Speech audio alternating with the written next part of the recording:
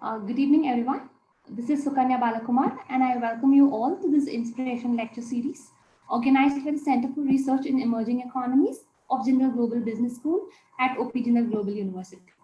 I have the pleasure of introducing our speaker today, Dr. Rocio Madera.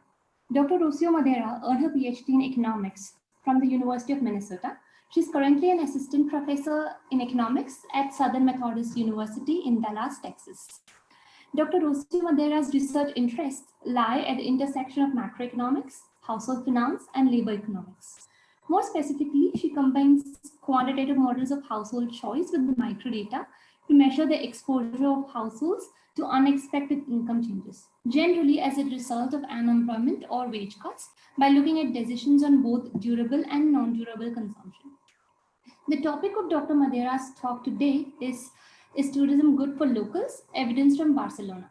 In her work, she looks at a rich geography and show that the welfare impact of shocks depend only on the spatial patterns of consumption and income and the price and wage effects of the shock throughout the city. Before I ask Dr. Madera to start her talk, there are a few housekeeping rules which I would request everyone to follow. Please keep your microphones muted and your webcams turned off at all times. After the lecture, Dr. Madera will take your questions. During the talk, in case if you have any questions to ask, do feel free to raise it in the Q&A box, and Dr. Madera will address these towards the end. Dr. Madera, thank you so much for accepting our invite, and we are so eager to hear you. The stage is all yours, Doctor. Hi, thank you so much for the introduction, and thank you so much for the invitation. Can you see my slides? Yes, ma'am, you can see your slides. Okay, awesome, because I was playing around. Okay, yes. So thanks everybody for showing up. I'll get to it. This is joint work. Well, the project I'm presenting is Tourism Good for Locals with Evidence from Barcelona. And this is joint work with Treb at Dartmouth College, Simon Fuchs at the Atlanta Fed, Sharad Ganapati at Georgetown University, and Alberto and Judith, who are our fantastic data team at CaixaBank in Barcelona. And oops, yeah, there we go. So what's our motivation? Tourism is a very large and growing part of the economy. It accounts for 7% of world exports, over 300 million jobs, and has been steadily and globally increasing for the past 10 years, with the exception of the past year, of course. We're hoping to get back on track. In some countries, these numbers are even larger. For example, in the case of Spain, which we will look at today, tourism is as high as 11% of GDP. So this is a very important part of the economy in many countries and in the world in general. Now, with this contribution of tourism being so large for employment, output, and growth, it would seem obvious that this is welfare improving, right? But yet, these pictures are more and more common all across the world in big cities. This picture is in particular from Barcelona, which is the city we're gonna be using for our study, but you could have seen this anywhere in Paris, Lisbon, Venice in particular. So this is a very broad phenomenon. So what we're gonna do today is inform this debate. And we're gonna do it by analyzing the welfare effects of tourism, which is it's a question that hasn't been answered before, at least not in a systematic fashion, because it requires all three theory, data, and econometrics, or a way to bridge theory and data to get estimates of how a tourism shock affects people's behavior. So that's what we're gonna do today. We're gonna build a theoretical framework with spatial consumption, labor supply decisions, and fixed factors, which I'll explain why we need all these things later.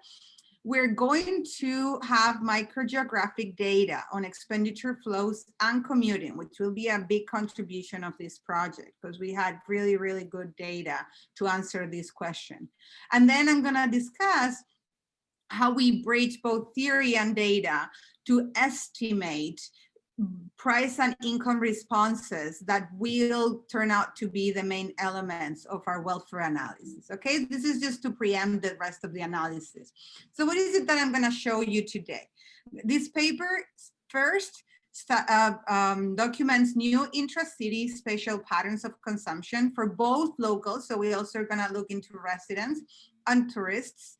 We're going to do that with big data on spatial expenditure flows and also commuting. And it'll be very, very easy to see why commuting is important for understanding the welfare effects of tourism in a city. We are going to have bilateral expenditure flows. That means from origin where you live to destination where you buy, between over 1,000 census blocks, amounting to over 500 million credit card payments. So this is going to be credit card transaction level data aggregated. And then we're going to bring in commuting information from different sources, and I'll get into details. This is just to give you an idea of what's coming up. Next, I'm going to tell you just the essence of an urban specific factor model that develops rich geography within the city. And what I'm going to focus on today, to not get too much into the boring details, is to show you how our model delivers a very intuitive analytical expression that summarizes intra-city welfare analysis with a part for income. Think of it as tourism's come, they bring jobs, well, wages go up, and price effects. Tourism's come, they come to Airbnb or they buy at your favorite restaurant, prices go up. So it's going to be a race between these income effects and these price effects. And finally, I'm going to spend some time diving into the econometrics of it because there's some parts that are unobservable and we want to estimate those parts in the welfare formula. Okay, so let's get at it. There's some literature in it. I'm not gonna spend too much time relating because I only have 45 minutes, but just to acknowledge that we're not the first ones in tourism. We are the first ones though bringing in this spatial consumption within a city, partly due because we're the first ones getting this kind of data for this question. So the outline of the talk is basically the outline I just went over. I'm going to show you next new intra-city patterns of consumption. Then I'm going to go over the model quickly, just showing you that welfare formula, and finally discuss how we estimate the components of that welfare formula using the data. Okay, so some background on our data. If there are, sorry, I forgot to say, if there are any clarifying questions, feel free to stop me. Otherwise, we can talk at the end. But if something's not clear, feel free to unmute yourself and just ask. So as I said, our data has two building blocks. The main one is the spatial expenditure data.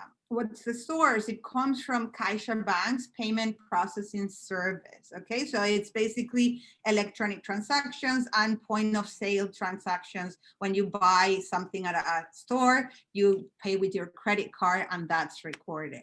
Okay, so you might not have heard of CaixaBank because it doesn't have such international presence at all, but CaixaBank is the largest bank in Spain when it comes to individuals and small and medium enterprises. Again, it's just not big in like at the international level, but it is the largest bank for that in Spain. And it is by far the largest bank all across the board in Barcelona because it's based in Barcelona. So that means we have, it's not only that we have credit card transaction level data, it's that we have credit card transaction level data from the main bank in Barcelona and also part of Spain. Okay, so this is really big and it's going to be approximately 3%, so it's approximately is going to account for about 3% of Barcelona's GDP. It's very large, and it gives us some peace of mind that it's representative of the population.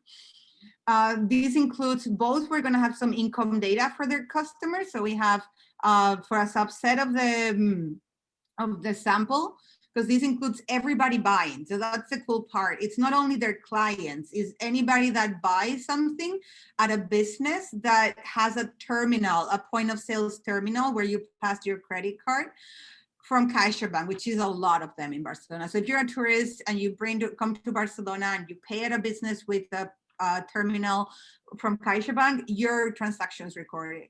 In addition, for those people who are also clients, residents in Barcelona, we have also their checking account information, which allows us to also understand their income effects. The time dimension we're going to study for now is 3 years, but at the monthly frequency. We have from January 2017 to December 2019. Okay, so it comes from, that's the source data. It comes from credit card transactions. The ones we use is not going to be at the individual level. It's not going to be the transaction per transaction. We're going to aggregate those flows partly for privacy reasons. And what we're going to do is, based on that data, we aggregate at the census tract level. That still gives us over 1,000 census blocks. And we do it bilaterally. So we have, imagine a matrix of consumption flows between a home census tract to another census tract. This is for residents. For tourists, we just see how much you spend in each census tract. And again, this is like 1,000, over 1,000 times over 1,000 for residents. We have 3 groups. We're gonna talk, even though eventually we're gonna pull tourists, we're gonna be able to differentiate foreign and domestic tourists. And at some point, I'm not going to talk about that today because it's work in progress, but we are able to separate these foreign tourists by country of origin. Then Barcelona residents too. And we are going to have 20 consumption categories that, think of it as a sector. It's just COICOP is a categorization that focuses more on the consumption side, like what people buy rather than what's produced, but it's effectively like hotels, restaurants, food at groceries and things like that. So we're gonna have 20 different sectors. And so just to summarize, think of it as a matrix for locals, where you live, where you buy, in all 20 sectors for 36 months. And for tourists, is just where you buy, your country of origin, 20 sectors and 36 months, okay? So that's really, like, this is particularly important. Having a matrix for residents to consumption tile is it's a very big deal, because usually these spatial studies, even though they study spatially, they look at it as if people were from the tile they consume, and that's not true. To understand welfare, we need to know you buy in the city center, but then you might live in the suburbs. So that's going to be important, and that's what we're bringing in commuting data. Well, we use several sources, even though for benchmark we use this really cool set that the INE is the National Statistics Institute in Spain. They put together in 2019 only, but we used it for all the sample, commuting patterns using mobile phone location data. It is aggregated, not as fine as our data, but almost. So it's not 1,000, but a few hundreds. So that's really cool, because it's literally, they tracked people based on their mobile phone location data. They have partnerships with different mobile phone companies, and then they aggregated how many people from tile A commuted at which time to tile B. So we're able to trace all these locals across the city. Other data we're bringing in, but just to not get you too excited, I'm not going to talk about that today, because we're also working on this part. We are enriching the housing side, which is not yet there, with Idealista data. Idealista is basically Zillow in Spain, so the major housing rentals and purchases online portal. So we're right now enriching the housing side, which for now is focused more on day-to-day purchases like restaurants and food, but we're having this one now. So that's it for the data and background. Let me show you some really cool maps. So what's coming next is I'm going to show you 3 maps. Well, I guess 4 maps, but 3 points. The first one's going to show you how tourism expenditure is distributed within the city compared to locals. The second one, oh, this is a typo, I apologize. This is a apostrophe S. The second one is how locals consumption geographies. Geographies, it means how locals consumption differs across space, but based on where they live, okay?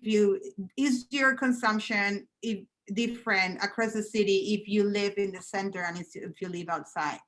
And finally, I'm gonna show you a relation between tourist and locals consumption. Okay, first cool map. So this is what I want you to get from here is already in the title, is that tourism is very spatially concentrated, okay? And why? These maps compare locals and tourist expenditures. This is Barcelona. If you haven't seen it on a map, it's really cool, a very specific shape.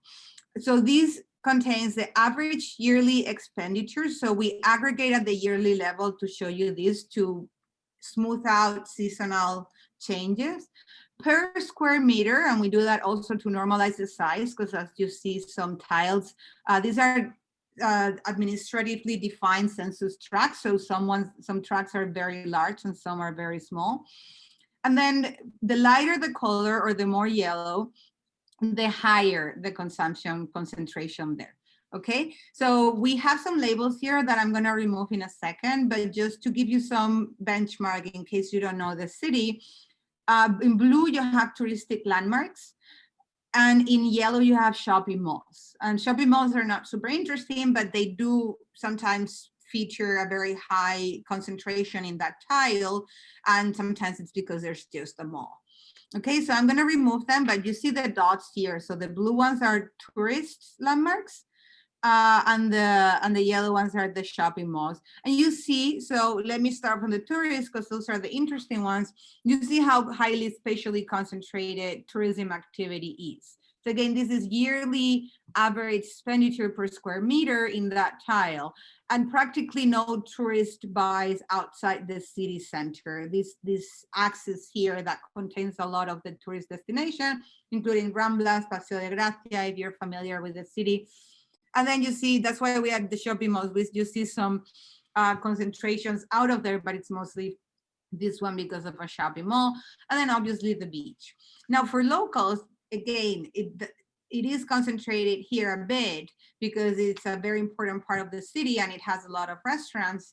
But you see also there's concentration in suburban, not suburban, this is just in residential areas outside the city center, here. So it's obviously there is always a pattern of spatial concentration towards the city center, even for locals, but it is not as striking as for tourists, where they practically do not consume outside this center part.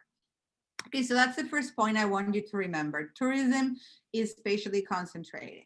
Now, locals' consumption geographies differ by residence. And this one, let me walk you through it because it's a little more intricate. So what this shows you is, where do people from this district here, from this census block in the Bourne area, where do they consume? And we show you this by showing you the expenditure share. So this is out of the total basket of residents from this block, what fraction of that basket is consumed in all the other tiles of the city.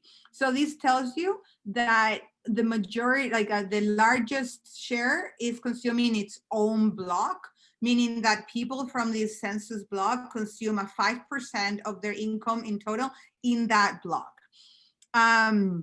So that's very large, given that you have 1,000 other tiles. Okay, so that's important. Now, another point to note is that all their tiles where these residents consume a lot are nearby tiles. Okay, and I'm showing you a centric location, but this holds generally.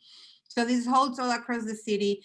People tend to consume nearby. Okay, it's true that this is Barcelona, it's Europe, you can walk to places. So it might be a European thing, we don't know yet, but it is very, very much a generic feature. Wherever you live, that's where most of your consumption happens. So that's also important, because that means wherever you live determines how exposed you are to tourist shocks. So if you live here, your consumption is going to be mostly around here, but if there are no big tourist shocks around here, then you're not exposed. Well, if you live here, you're going to consume mostly around this block. I hope you're seeing my mouse, because otherwise it makes no sense. But if you live in this yellow census tract, you consume around there. And that's important, because if tourism is very concentrated there, as it is, you're going to be super exposed to it. Okay, so that's the second fact. The third stylized fact is relating tourism and local expenditure and trying to get a little bit at, are locals changing their consumption patterns because of tourism? So here you see, this is a choropleth. It's very informative, but a bit too much information sometimes. So let me show you. Look at this legend here on the bottom right corner. This tells you the gray colors are going to be, so this is consumption changes between February to August. So it means going from low tourist season to high tourist season. And these, the gray colors mean tourist expenditure grows or tourist expenditure decreases and locals expenditure decreases. So the gray colors mean whether they increase or decrease, tourism and locals expenditures go in the same direction. So if a tile, if a consumption block gets more consumption, it happens both for tourists and locals. Now, magenta here means that tourist expenditure goes down in that tile, but locals expenditure goes up, and that happens, you see, outside the city. So this means from February to August, locals consumption increases in the outskirts while tourist consumption decreases in the outskirts at the same time. Now, the green one are locations where the opposite happens. Tourist expenditure increases and locals expenditure decreases. So that would be what you would have in mind as crowding out areas. Those are areas where presumably, yes, we are gonna use the model to answer this question. Presumably, tourist expenditure increases a lot and locals just don't wanna go there because they just don't wanna deal with that or because prices go up. Now, notice too, there are some areas like this one by the beach, which even though here we have the same color for increase and decrease for both, this one I'm telling you, this is where both locals and tourists increase their expenditure. So there are areas where even though locals might be tired of tourists, or even if prices go up and locals don't want to go there, they still want to go there because it's the beach, right? So even though there's a bit of a negative backlash from tourism, locals are always going to go to the beach. So there's areas where there's this confounding effect, and that's going to be part of our identification, things we're going to have to deal with identification, is that there are amenity values. So some areas are just nice. So even if people go there, it might be because it's nice, not because they have like tourism has any effect. Okay, so those are facts. I'm going to summarize the takeaways from this part and move on to the more theory side. So the takeaways are that tourist shock, we're going to think of tourism as a tourist shock in a census block. Tourist shock size varies across the city landscape. Second point is that locals consumption geographies differ by city residence styles. Okay, so those two things together, as I already pointed out, are important because this is how much tourism there is varies across the city. Now, if you're nearby one of these, you're very much affected because locals consumption differ by city residence style. Now, if you live far from it, you're not very much affected. Now, we're going to show you that because of commuting, there might be connections with tiles that where you don't live, but I'll show you soon. And then finally, I showed you some evidence that tourism consumption crowds out local consumption, but we're going to do a proper study because there are some areas where there could be confounding factors, like the just nice areas where locals want to go. Okay, so I'll tell you a bit about our model. So the model, remember, I'm only going to tell you the basics. The goal here is going to be to find a way to systematically analyze welfare changes because of this expenditure shock coming from tourism across the city. Okay, so we're heading towards a good way to measure welfare. And we're going to do it in what's called a specific factors trait model. It's trait model applied to a city, okay, where census blocks trait between each other. And it has this rich urban geography, which is going to be important for us. So the specific factors means that we're going to model firms that produce differentiated goods. The goods are, you can think of them as sectors, like in the data, we have 20 sectors. You can think of it as that. And production is going to happen in every block, okay? Every city, every of 1,000 blocks is going to have firms producing each sector. But for production, for that good to be produced, we're going to summarize the inputs in obviously labor. So producers are going to use labor from residents. They're gonna need to have something which is a specific factor. You can think of it as housing, but it could be broader than that. And a specific factor is important because it makes sure production is tied to that local. There is something to that census block that is different from the others, okay? But just intuitive, think of it as something that is not mobile between census blocks. So you cannot just sell it. You cannot just be, oh, I'm going to the next census block. I'm going to take it to the next census block. No, there's something intrinsically unique about that good in that census block. The trade part comes from the fact I told you there's several sectors. They're both consumed by locals and tourists.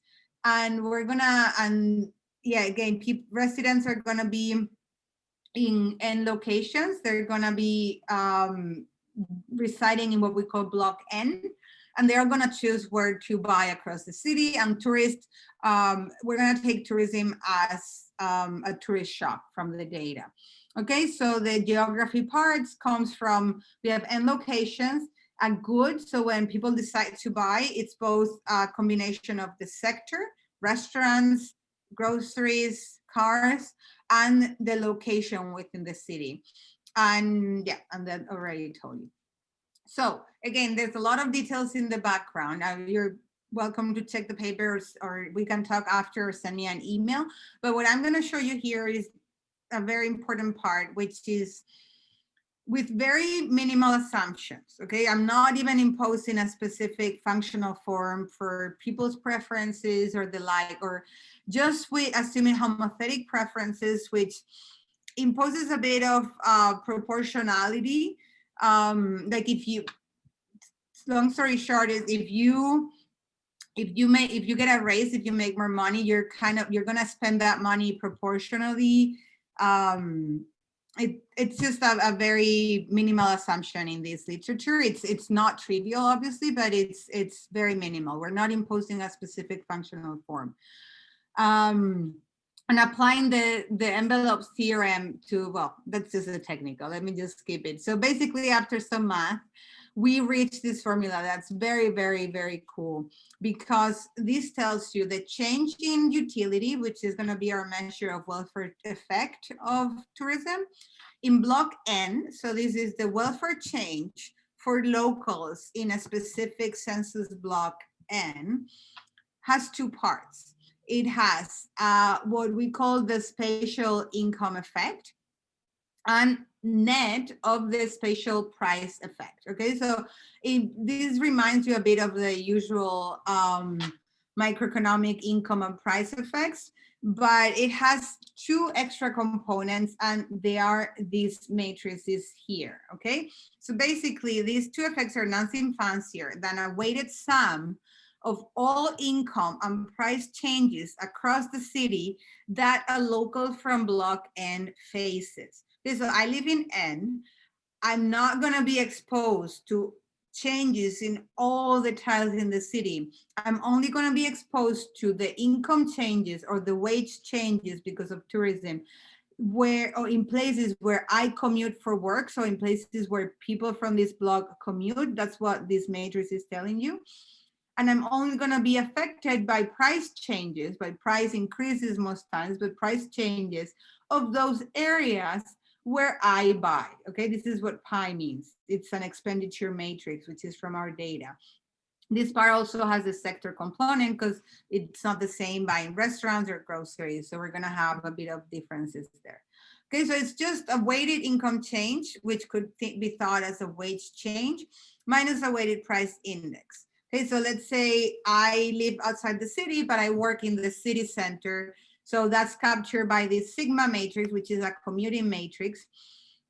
So if when tourists come in August, chances are I get a wage raise. So that's going to factor in positively.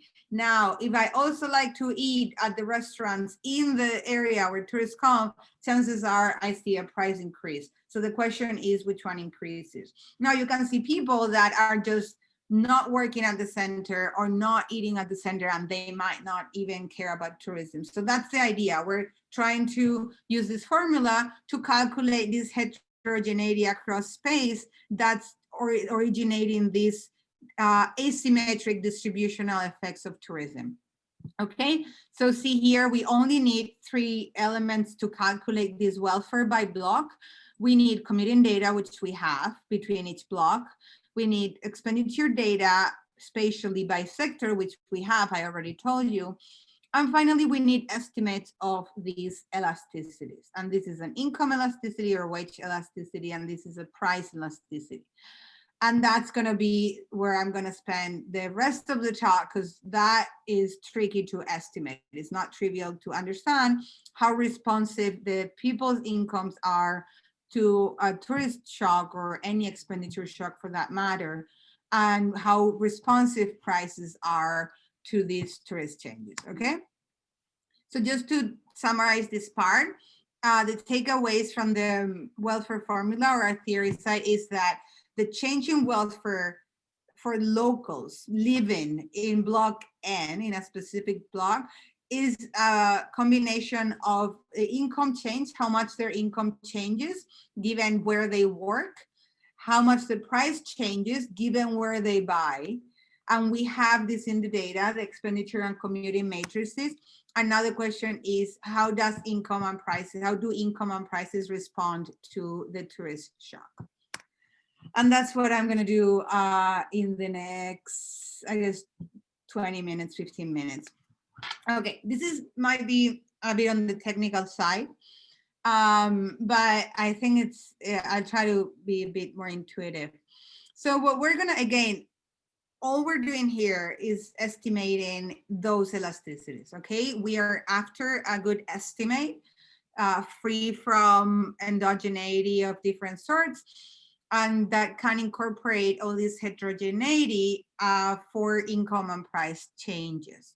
And again, it's not trivial, and we're gonna proceed in 3 approaches, and you'll see why. The first one we call a deductive approach, which is gonna be just econometry. It's pure data driven, no theory involved. What's the advantage here?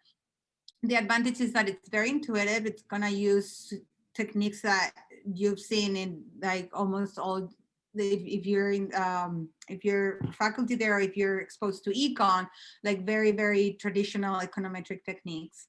The disadvantage, and that's why we move beyond it, is that with the data available, even though it's very good, but we're only going to be able to estimate an average elasticity.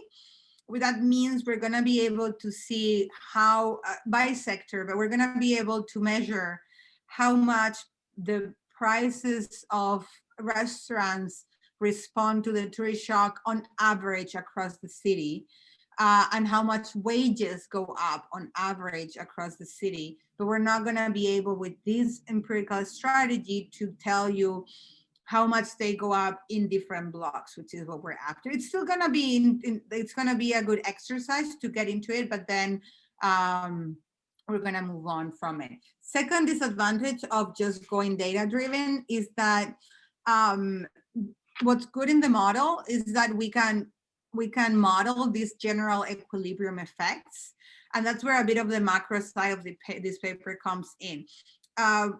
If you, with this approach, you're not taking into account that if you increase the wages of a block, maybe those residents also go out more and buy more, and maybe that increases the wages of somebody else. So there's all these spatial spillover or general equilibrium effects by which a tourist shock can affect wages and prices and create these higher order terms. And that's not captured. So this is going to be kind of a first approach to get at average short run price and income elasticity in the city. by sector. So then we're gonna move on and we're gonna, what we call our inductive approach, which is basically gonna be the model, because it's a model, we can do whatever we want in the model. So the model is gonna give us some predictions and there for these elasticities, okay? So the model I'll show you will give us a specific formula for the income and price elasticities. And that's going to be at the block level. So that is going to allow us to estimate heterogeneous treatment effects. That means welfare changes at the block level. The disadvantage is that for those formulas to hold, we're going to need to impose more assumptions beyond that homothetic preferences assumption. So the welfare formula needs very minimal assumptions. This formula for this inductive approach imposes other functional forms. So that's a disadvantage. It's not theory free. It's not entirely data driven. So in the third approach, we're going to try to bridge both these approaches and quantify these heterogeneous treatment effects of welfare while still letting the data speak a little bit more. Okay, so let me show you the specifics of the deductive approach. So as I told you, this is calculated with standard econometric techniques. We are after the price response to tourist change. M and T just denote month and year, even though data is monthly, we just want it to be explicit, but just think of it as T.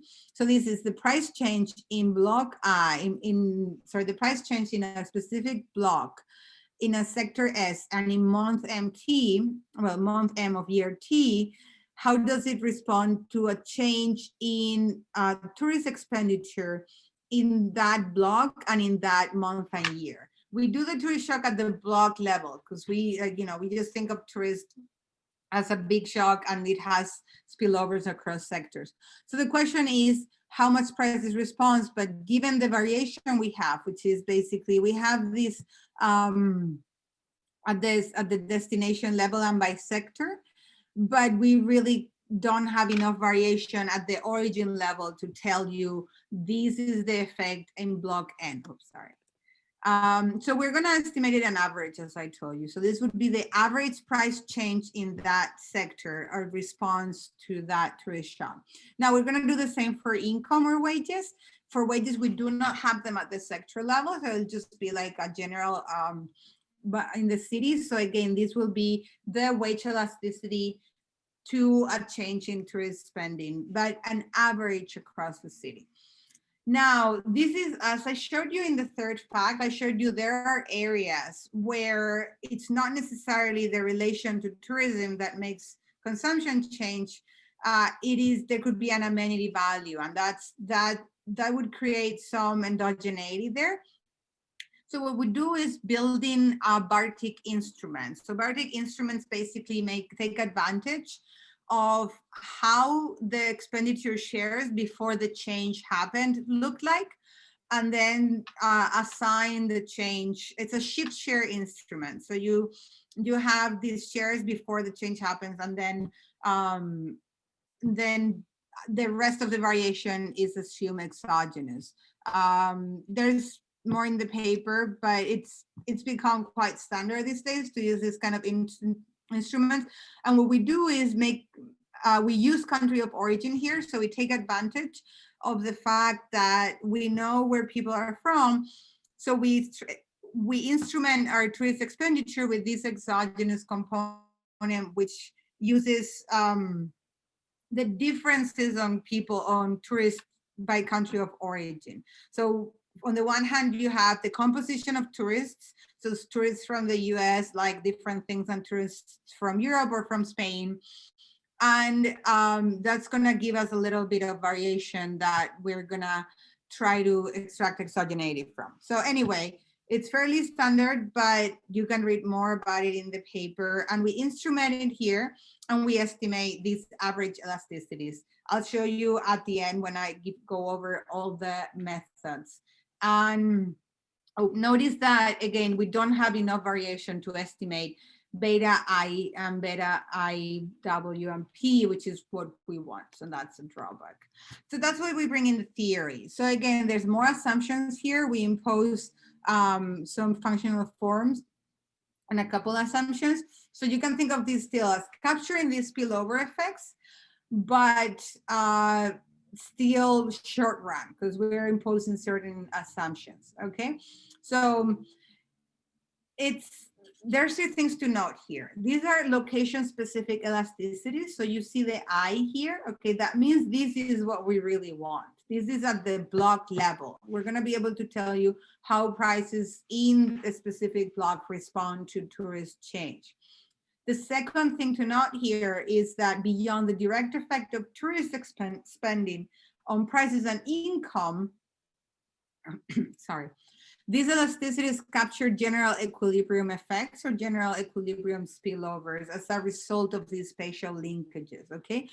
So you can see here, for example, this would be the direct effect. There's tourist change, there's a tourist change, and then that increases prices, but then also that, because that increases income, the increase in income transfers also goes beyond to a different block through commuting patterns that at the same time can be related to the rest of the city through spending patterns. So you start getting, and you can add as many higher order terms as you want here, okay, but that's the idea. The model captures these linkages between blocks through increasing incomes, increasing prices, and then commuting and spending patterns.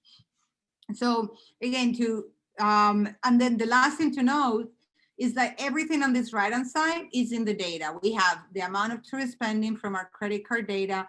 We have, this is total income in that block. We have income in the origin block. We have commuting, sorry, we have spending, we have commuting, we have everything. And then this can be estimated jointly. So we have everything and we can measure it in the data. The drawback again is we are imposing a few more assumptions in the model. So that's why it's not perfect. So now we're gonna call this eta. So remember, betas were data calculated elasticities. Etas are theory implied elasticities.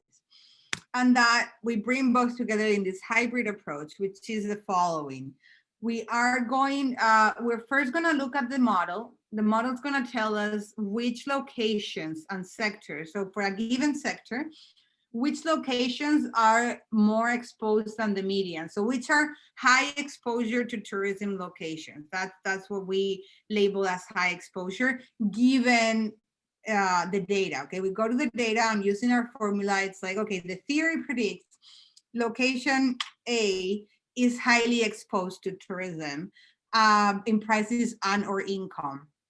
And location B is low exposed to tourism because either it didn't have a large tourist shock or the commuting patterns of the residents didn't relate too much to the blocks where the tourist shock happened, or their spending patterns didn't relate too much to those blocks. Okay, so there's different reasons why a location is not highly exposed.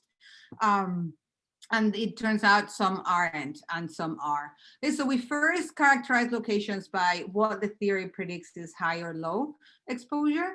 And then we run the same regression. Again, we instrument expenditure with a Bartik instrument, and then we run it. Again, it's not perfect, but at least with this one, we do get some heterogeneity in space coming from this indicator variable that is at the sectoral level. So by introducing this, it's basically telling the regressions like, okay, these are likely to be very exposed. So then these two estimates are going to be different. But then their sectoral composition of that block is also different. And that's going to create a lot more heterogeneity. So let me show you the results. So for the inductive approach, these are the average price elasticities by sector. So this means we normalize car purchases to 0 because that we need to normalize 1 for identification. And that is the one that we looked a bit into it, but basically tourists don't come to Spain and buy the car there. Okay, so this is normalized to 0. And you see that we get these positive elasticities in most of them, meaning what our prior was, that in most sectors, a tourist shock translates into higher prices. There's some weird appearances like education here. And part of the reason is because education in Spain is public.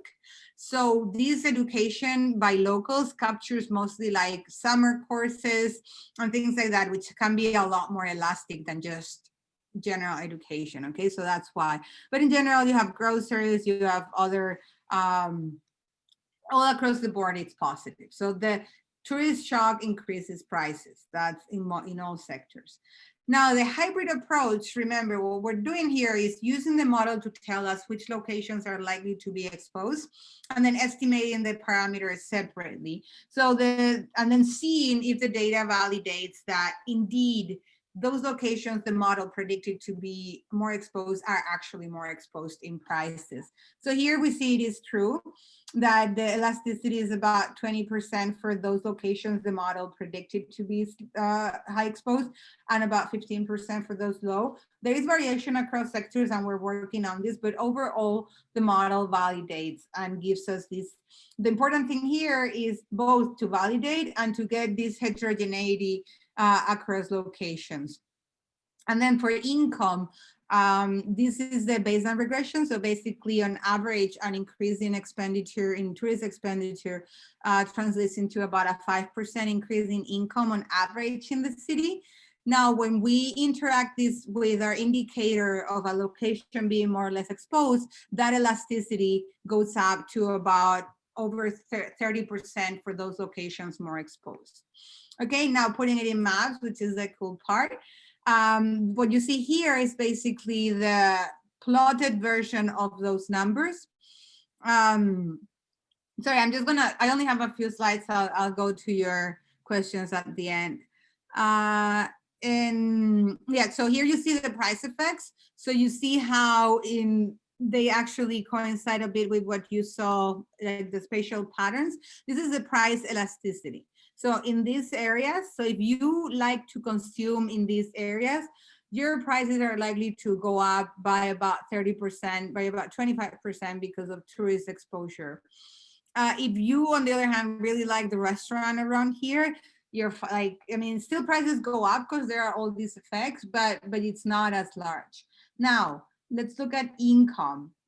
This shows you the income elasticity is a bit less, it's a bit more homogeneous, partly because commuting data, remember, is not as finely detailed as expenditure data. So we have to aggregate to districts. So it's not as much variation as here, but you do see a kind of a north-south pattern.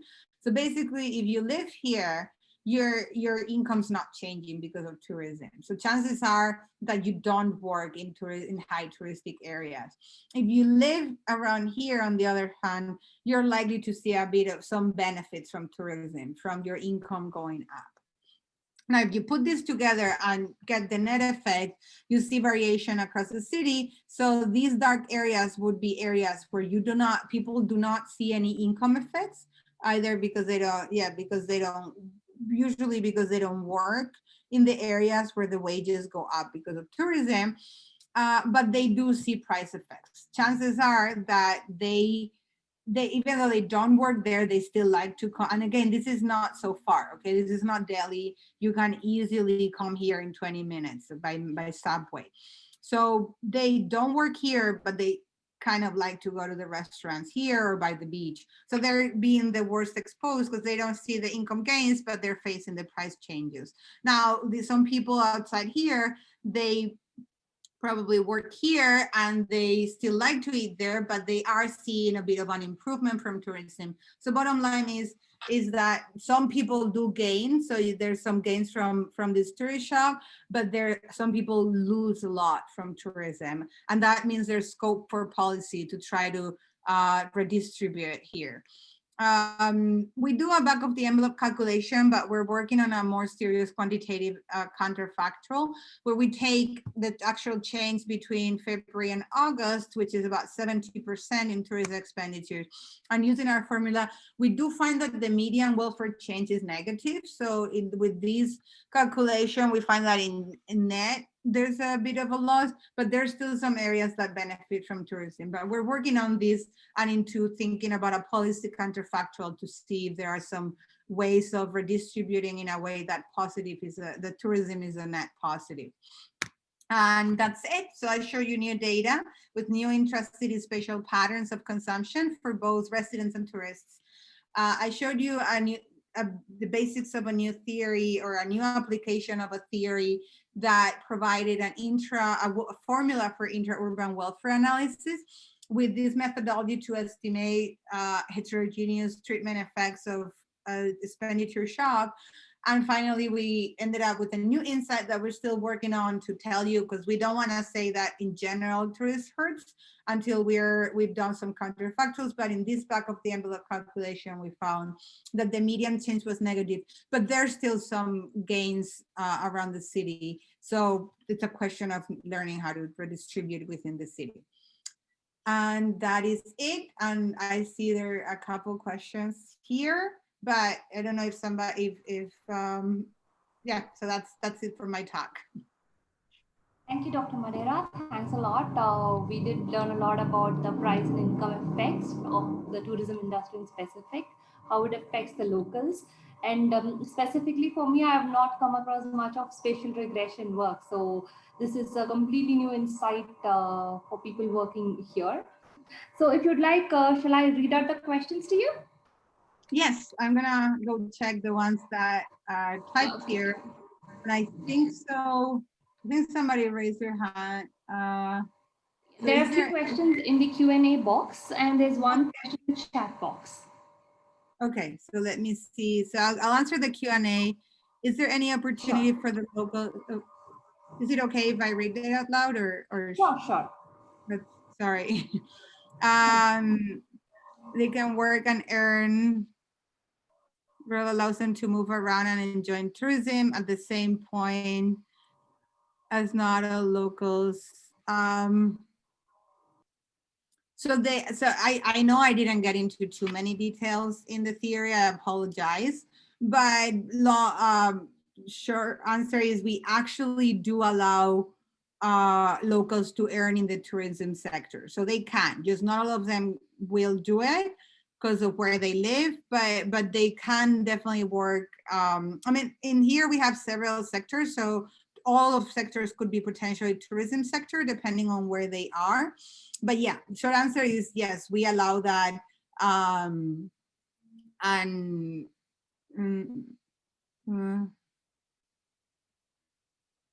Yes, so we allow that. It's just, it's equilibrium, so not everybody ends up doing it. No, we do not have tax revenue, unfortunately. We are working on a policy application, but that's a really good point. We would like to close the model with a government budget, but we do not have that yet. But we're working on it, and it's definitely because we do want to use it for policy to inform the policy. Is there any effect of tourism on occupational sector of region? So we do not look at, we really just look at what you saw in the map. Okay, so we don't look at this. This is like kind of like a generic framework to understand spatial welfare effects. We do not look at the specifics of the firms. So the firms here are a bit boring, and it's fair. We just take them as being competitive, perfect competition, where they do use both like a specific factor on labor, but we're not getting too much into the pricing strategies. So no, we do not look at strategic behavior of any sort of firms. Just look at like somehow competitive framework and focus on how that affects locals. And then the chat, sorry. Yes, so we are literally, so something we're working on is, okay, this just to not, because we're trying to focus on the spatial part, is, there's many things that can be done, and we can have a long discussion about like big safety net. But the question here is, there's a lot of these Airbnbs that are not owned by the residents, right? Because if they were owned by the residents, you could be like, oh, we're taxing, just progressive taxation would do. Just what we're noticing is that a lot of these big effects might not even end up staying in the city, which is, that could be why our median effect is negative. So we're looking into two policy counterfactuals to understand the role of the government here. There's a tourist tax already, So there's already a tourist tax that you pay if you go to a hotel and all that. And technically it's a way of the government to get some gains from the tourists arriving to redistribute back to locals, but that clearly hasn't been working. So there was this, the mayor of Barcelona was considering a specific tourist tax. She wasn't very specific at how to implement it, but what we were thinking is more like a local subsidy. Because with this tourist tax, then it's unclear who pays for it, if the hotels or if the tourists, but we were thinking more like a local subsidy where, you know, either by block or by area, you know, if you go to certain businesses as a local, you can get a discount. You know, think of like libraries and things like that. And there's examples around there of local subsidies. Like in certain subway systems, if you live in the area, you get a specific card and you pay less, things like that. So that's more what we're thinking. But yeah, I mean, tourism is great and there's a lot of good things, but clearly it's hurting some people. So that's exactly where we're heading. Like, how can we make these, how can we redistribute to those people so we can still get the good side of tourism? Sorry, elaborate upon whether any other city. So no, we actually don't claim Barcelona has implemented any policy yet. We're providing a framework to understand possible changes in the future. But again, the mayor was thinking about implementing a new kind of tourist tax, but it hasn't done any similar optimal tourism practices. And it's funny because it's one of these things that people have heard of, but even in the US, people don't even think this is a problem, even though if you go to Spain, like it's everywhere. And in places like Barcelona and Venice, it's a day-to-day of the residents. So I think it's a big enough problem, but it doesn't reach enough people yet because it's a very urban phenomenon. And again, in the US, you don't have as high density. So here I sometimes present this paper and some people are like, why should we care about this? So believe it or not, it's still not, hasn't been thought as big enough problem to address directly, even though I think it will be soon. So I don't know of any examples as of now.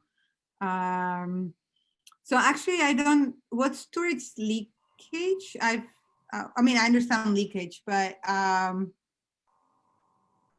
Akil, if you wanna, I don't know if that's like something you know, the term tourist leakage, like tourist leaving. Akil, do you want to elaborate on this? What do you mean by tourism leakage?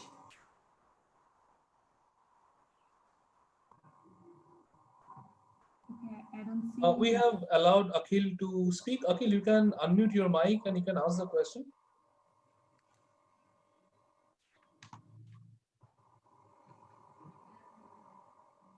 Hello, am I audible? Yes, I can hear you. Hello. Yes, ma'am. So it is when the income that we get from the tourism, it goes to foreign, I mean, it doesn't go to the local economy, but other foreigners who have set up their businesses in that economy. Okay, that's perfect. Thank you. Yeah, thank you for the term. I kind of alluded to. Was I clear? Yeah, it was. Thank you so much. Yeah, so actually I hadn't heard the term. You probably are more informed than I am on the industry, but it's great. It's great that you told me, because we do, as I said, we're working on this policy application where rather than just thinking of the policy issue as a big safety net thing, because there's a lot of other things going on, it's more like, okay, if we're just staying in this tourism sector, how can we do better? And we think it's true. We think there's this tourism leakage. We're looking into it, where especially Airbnb, businesses from out of Spain and even out of Europe are buying whole buildings. And then, then again, if the income of those stayed in town, then progressive taxation would just redistribute. But since those businesses are not in town, even though they might have some taxes, but some of them can be in China or outside, and then that gets complicated. So we're now thinking of policy strategies where to redistribute in a way that that's not where you can transfer some of the burden to those people. and not as much to the locals. Because right now, that's why we were thinking more of a tourist subsidy. The housing market is presumably a lot harder to think about right now, but staying more in restaurants, assuming there could be chains, like, right, there's been a growth in restaurant chains that are not owned by Spanish people.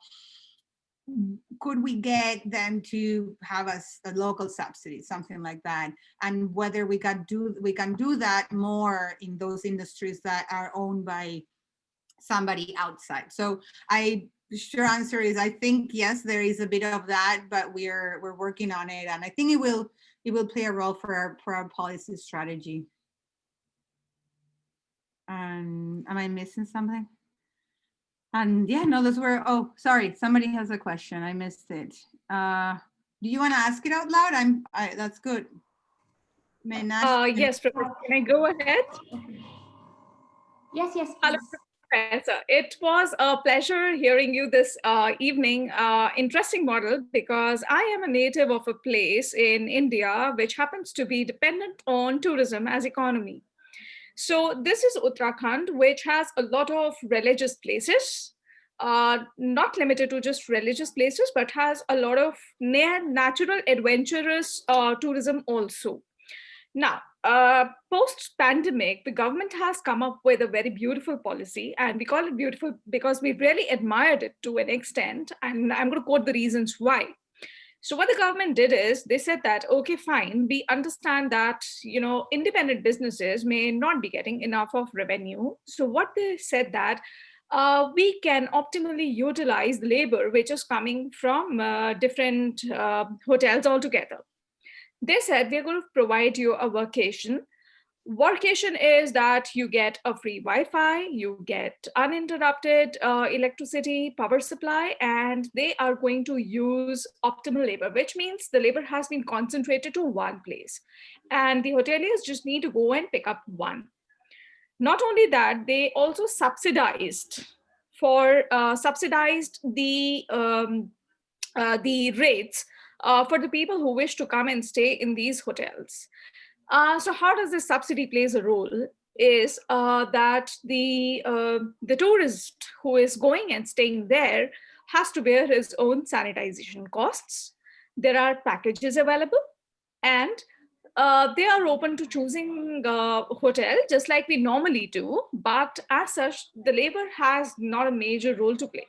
Now, understanding the model that you have just portrayed, what kind of impact do you see when we have labor at one place, hoteliers at different spots altogether, and the intervention of the government is that they are going to provide you with one single pricing strategy, which is in INR 3,000 per person per night. So which means they have already withdrawn the rights of the hoteliers to portray anything larger. Of course, the right to decrease the price still remains with the hoteliers. What is your comment on this kind of strategy by the government? So let me see if I got it.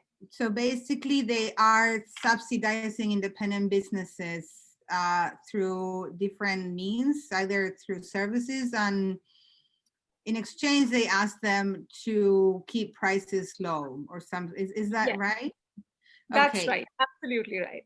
Yeah, to presumably to have them be competitive with like chains. So actually, again, I cannot tell you whether it's good or bad right now, but that's actually a very good example. I had not heard of it, of what we have in mind, because right now we were thinking of basically either the local subsidy as you as a person get like a card, but we could also do it in the sense that, you're subsidizing only those businesses based in the city, something like that. So unfortunately, I cannot comment directly right now on that, but it does sound along the lines of what we have in mind in terms of, maybe that 8% median decrease, we can make it a positive if we try to bring in money that is right now in chains and into the local businesses. I mean, the local businesses are owned by local people, so that would definitely be along the lines of what we have in mind. But I hope to have an answer for that specific, but thanks so much for letting me know of the example. Like we definitely didn't know of anything like that. In fact, just to add on to that, so working a bit closer to Airbnb model, what they've done is that they have provided subsidized loans to reconstruct the places in the hills where they can provide homestays, where people don't want to go into a hotel because of crowded nature of the environment, but they can opt for a homestay. However, the fooding charges are dependent on the choice of the meal that you do. And there's a cook who comes in who just bears the cost of cooking it. So you have to get all the ingredients in place.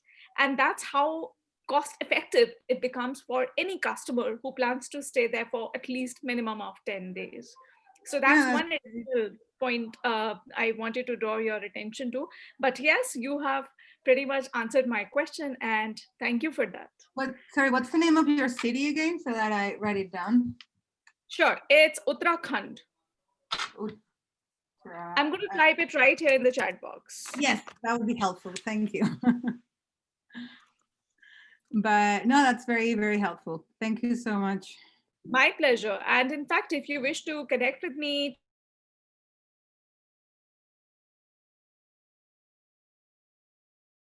to be of any help to you. Awesome, I will. Thank you so much. I have my pleasure, completely my pleasure. Dr. Madera, this is Chitra Kalpana. I have a couple of questions. My first question is that when you showed the map which showed the change in median welfare, the black spots where the welfare change is negative, those are the blocks or the areas which are rather on the fringe of the city. I just looked at the map and this is what I can remember. So the near the beach or in the middle of the cities, those areas are not there. So is there any specific reason why the fringe areas of the cities, they mainly face this negative welfare change? Well, you can think of it in terms of both the income and price effects. And I think the short answer without, again, because we don't see the individual data, we see the aggregate at the block. What we see from the commuting matrix is that basically people from there, I mean, there's a lot of unemployment in Spain, but they just don't work in sectors where tourism could be beneficial. Again, these are responses to tourism, not just income changes in general. So let's think of it as, if most people work in manufacturing or not in, I mean, some people might work in the service sector, but our guess based on commuting data is that they just don't work anywhere near where the income gains are. And if you notice, remember, the two graphs where this income and price separately, those areas, it's not that they see a negative change because there's no reason why but they just don't see any income benefits from tourism. But, even though they don't work there, everybody likes to go get a snack at the beach. So they still go to the beach. It's expensive because of tourism, but they don't work anywhere where tourism could benefit them. Right. And, one more question that I have, you briefly mentioned it, when you showed the different elasticities in both the graphs, education is right at the top. Can you just once again explain, why education is right at the top, which is, way above the restaurants and hotels? And yeah, it's a weird case. So education in Spain is public. That means no locals gonna pay for it. And if you pay for it, it's still super cheap. So most people are in public school in Spain. So what we looked at is those observations for locals, which are the ones responding to tourism, mostly are summer courses, supplementary education, like extracurricular courses. Think of it as language courses sometimes. And those things seem to be much more elastic. So it's so weird. We might just drop education altogether because it's not a representation of how locals are affected. Because again, most people are just in fully public school. It's just, maybe think of it as summer additional language courses seem to be very responsive in price to the arrival. Another problem that I forgot to mention where this comes in very obviously is that we cannot tell apart.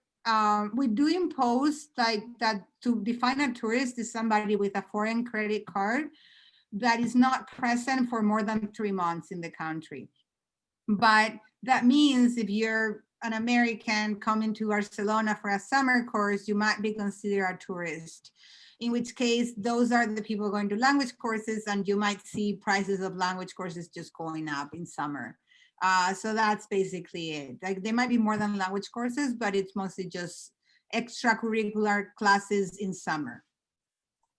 Okay, thanks so much. I mean, it has been very helpful. Now I have a much clearer understanding. I have one last question. Sorry for asking the question. I found it so interesting. So, I mean, if you were the mayor of Barcelona, then what kind of policies would you bring in here? Because, you know, the one thing that I found really interesting and I found it really important is that the median welfare change is negative.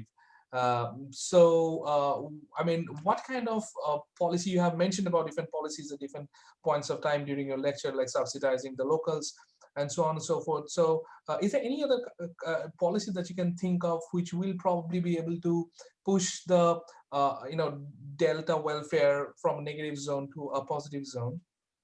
Not now, we're just exploring this. So she literally had on her campaign a tourist tax. No one knew exactly what kind, in addition to the traditional hotel tax. So so she definitely is worried about this. And no, we really are focused on this, like either from the perspective of subsidizing the local consumers or subsidizing local businesses, as Meenakshi was talking about. That's kind of where we're at right now, because we find that the taxes can easily be, you know, borne by other people. Like the hotel tax could be maybe, and that ends up being borne by the locals in a way. So we thought the subsidy made more sense. There's obviously another policy that has actually, going back to one of the questions that asked what has been taken in the past, they have banned Airbnb in some cities, not in Barcelona. So that would be a natural application to see how that, we're not gonna go that route because our data focuses more on other sectors, even though we're bringing in some Zillow data or Idealista data. But that would be a possibility that we actually don't know the impacts. Our best guess now is that it wouldn't necessarily help because a lot of these things happen outside the housing market. But that would be another example that comes to my head of things that have been done in the past. Thank you so much, Professor. Thanks for answering the question. Thank you so much. Thank you for your questions. Yeah, Dr. Madera, there's one more question in the Q&A box. Okay, sorry, I missed it.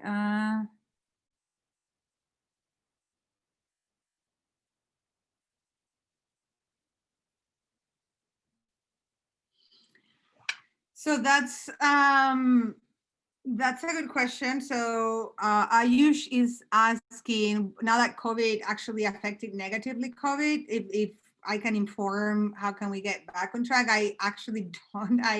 So again, this model is more, it's more like a generic framework to understand, or our framework is a framework to understand, broadly speaking, the spatial distribution effects of an expanding shock. You can think of it as tourism, but it could have come from anything else.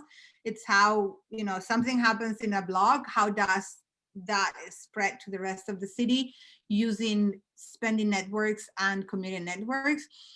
I really cannot, well, both from my experience personally or from the model, I cannot say anything about how the tourist sector from that, you know, perspective. I know it's a business school. I'm sorry. I'm not used to case studies, but no, unfortunately not. I'm sorry. Okay, so audience, do you have any more questions?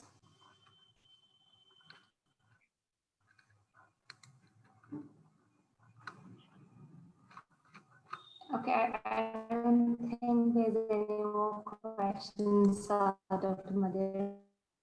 Awesome. Sorry. So,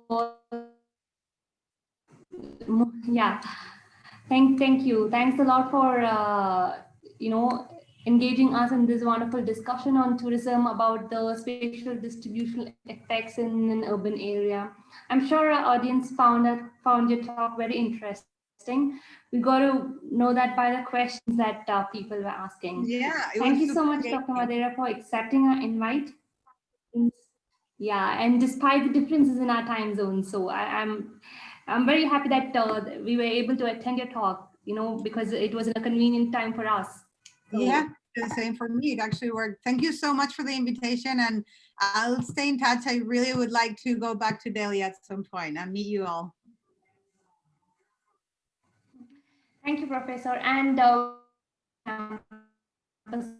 soon. Yes, hope to see you soon. Thank you Bye. so much, Doctor. Bye. Thanks.